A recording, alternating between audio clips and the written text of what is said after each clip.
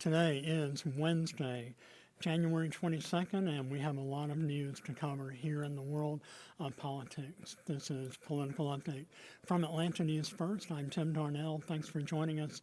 And obviously, one of the top headlines that we are covering right now.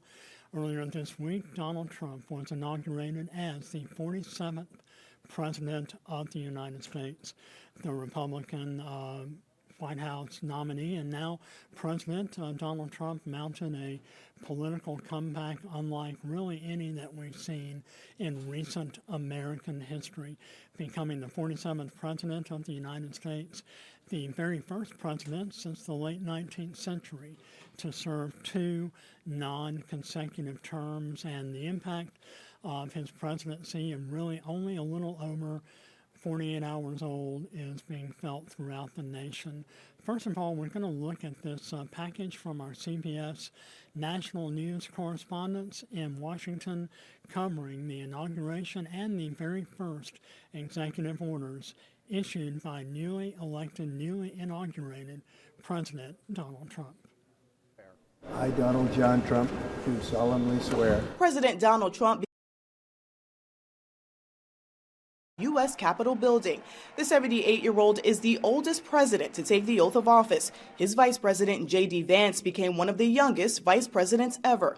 So help me God. With every living president in attendance, Trump condemned the past 4 years. America's decline is over.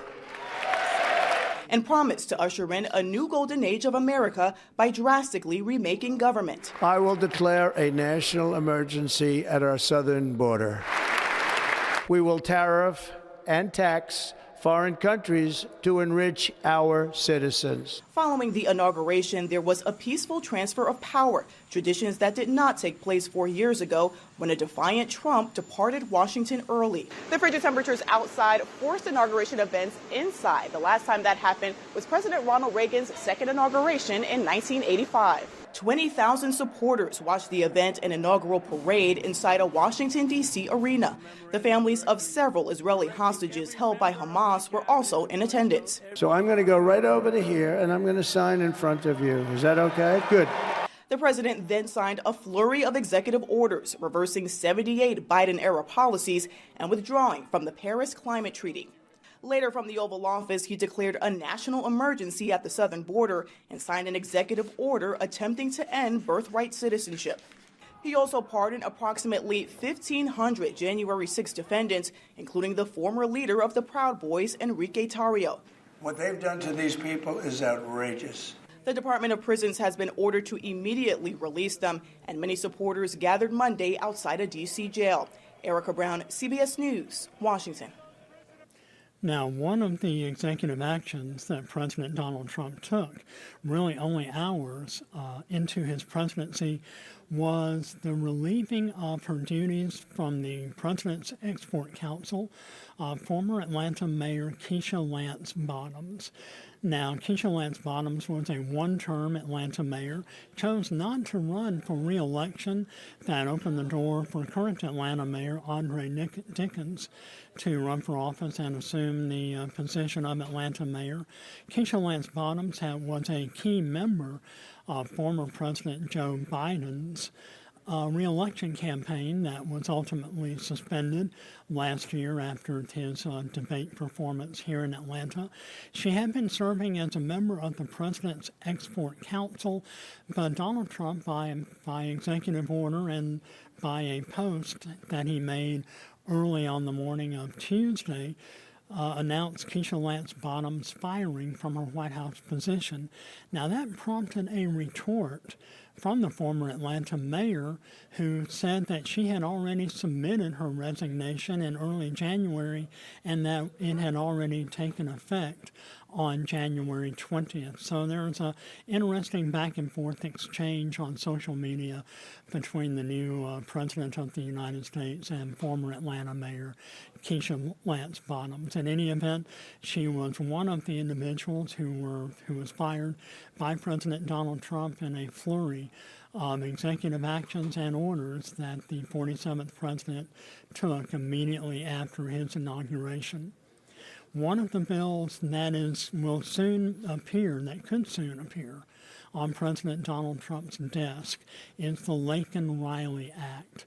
This is a bill that is named, I should say, after Laken Riley, the 22-year-old former University of Georgia nursing student whose body was found almost a year ago on the University of Georgia campus. Her shocking murder really sent a lot of shockwaves throughout Georgia and the nation's political spectrum. Jose Ibarra, a 28-year-old Venezuelan immigrant who was in the country illegally, has been convicted of her murder. And the case really became a rallying cry for immigration reform among then President Donald Trump and his supporters, who were calling for stronger national laws on immigrant detainees and detainments.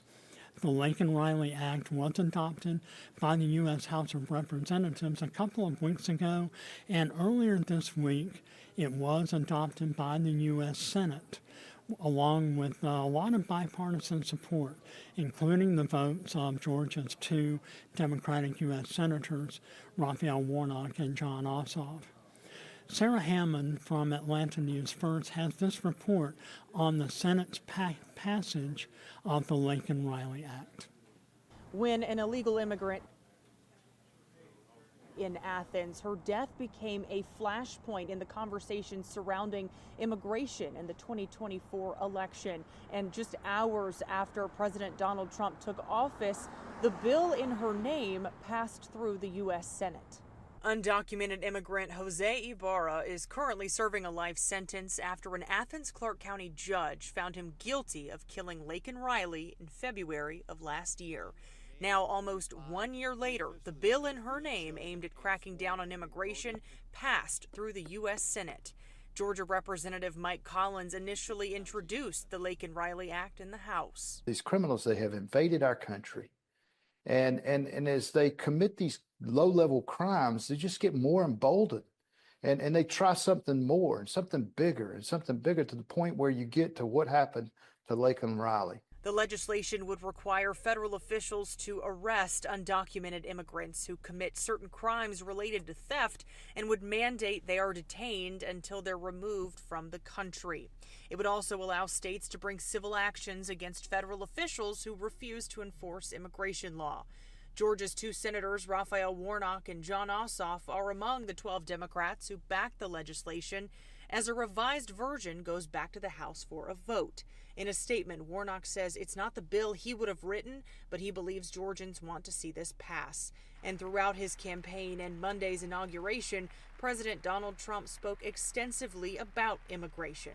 All illegal entry will immediately be halted, and we will begin the process of returning millions and millions of criminal aliens back to the places from which they came.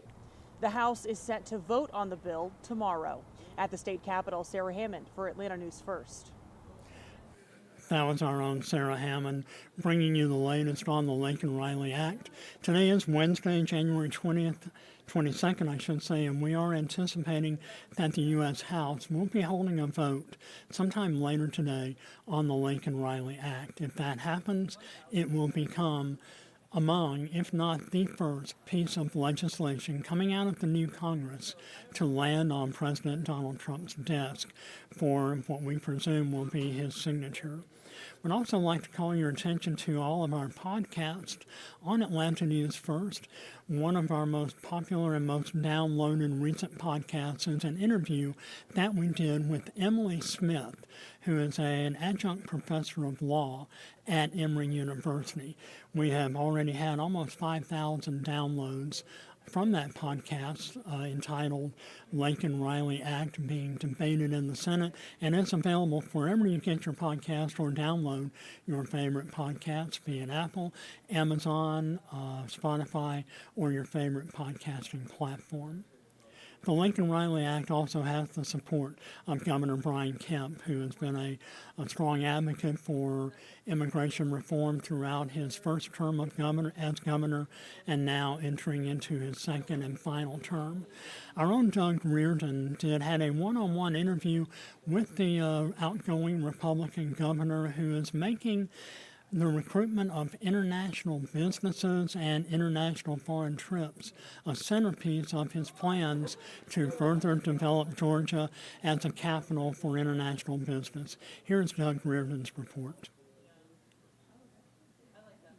Kemp has globetrotted for companies wanting to find a home in Georgia. His trips to places like Israel and Italy have yielded scores of new jobs and an estimated $38 billion in economic development for our state. His trip to South Korea alone brought the Q-Cell solar plant to Dalton and led to the new Hyundai plant in Brunswick, the largest economic development project in Georgia history. It has proved to be great, get a great return on investment for our state. Kemp's next overseas outing will take him to Germany and Poland next week. Germany is Georgia's fourth largest importer-exporter partner. Around 650 German companies here employ some 42,000 Georgians. Kemp says he sees that same potential in Poland. I think it's a good place in Europe that's got a very stable government. They're doing good financially, and I think there's a lot of opportunity in the future there. So we're just plowing a little field over there in Poland. Economic development trips, which do use taxpayer dollars, date back decades to foster more growth in Georgia. This goes all the way back, and a lot of this was talked about with, Jimmy Carter and his work when he was governor. Kemp says it's no vacation. The schedules are grueling. We get a lot of value out of doing it.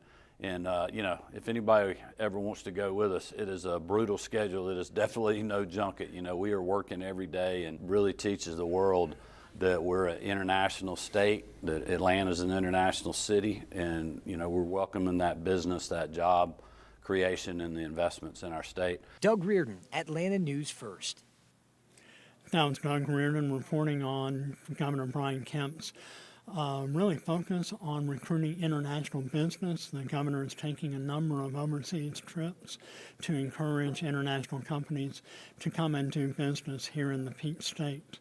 Now, last week, Governor Kemp also delivered the annual State of the State address at the state capitol. This is something every governor has done for many, many years, where he appears before a joint session of the State House and State Senate in the State House of Representatives chamber. One state senator had been banned last year from walking onto the floor of the State House of Representatives right across the hall at the state capitol. Senator Colton Moore is a Republican from the town of Trenton, Georgia.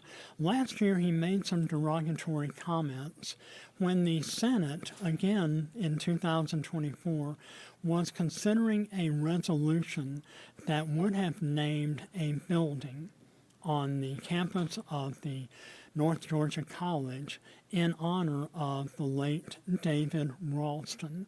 David Ralston was a longtime Republican House Speaker and who passed away the year before after complications from a long illness.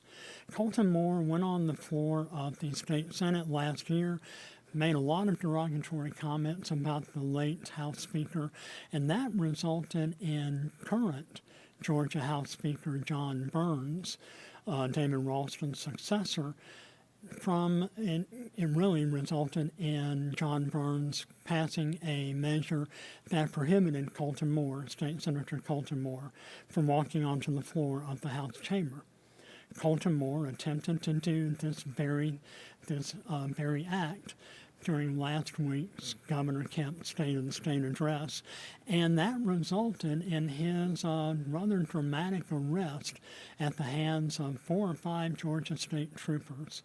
He knew that he had been prohibited from walking onto the floor of the state House of Representatives, knew more than likely that this was going to be the result, and it was. He was later taken into custody and booked on a misdemeanor obstruction charge at Fulton County Jail, this very same jail in which President Donald Trump and 17 of his Republican allies were arrested and booked 2 years ago during their indictment for a alleged election interference scam at the hands of Fulton County District Attorney Bonnie Willis. We have the full video of Colton Moore's dramatic arrest and his press conference held a day afterward, in which he decried the entire affair.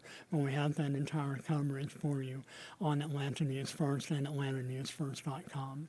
A reminder to catch all of our podcasts, Political Update, and all of our Decatur Dish, Behind the Investigation, and other podcasts from Atlanta News First, wherever you download your favorite podcast, be it Apple, Amazon Music, Spotify, or your favorite podcasting platform, as well as YouTube. And a reminder to always catch our weekly political update every Wednesday at 1:30 p.m. here on all of our Atlanta News First streaming channels. Thanks for all of you for watching. Stay safe, stay warm. Thanks again.